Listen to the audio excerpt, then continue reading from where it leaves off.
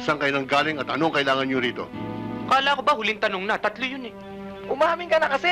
Marami ka bang sinasabi dyan? Oo, aamin na kami, aamin na kami! Oo, kami ang pumatay kay Aquino, kay Galvan, sa lahat ng massacre may kinalaman kami! Sa Libas, sa Antipolo, sa Marikina, kami!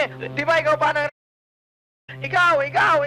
Sa film scam, kami nagpalit ng envelope! Oo, kami may kasalanan! Hindi! Kahit ulit-ulitin nyo pa yung tanong nyo, yun at yun ang isasagot namin. Ako si Pedro, itong pinsang kong si Ricky, Hi. nanggaling kami dun sa bato, at yung pagkakapunta namin dito, aksidente lang. Sige, Ay! Pedro! ayaw nyo magsabi ng totoo? Magpatigasan tayo.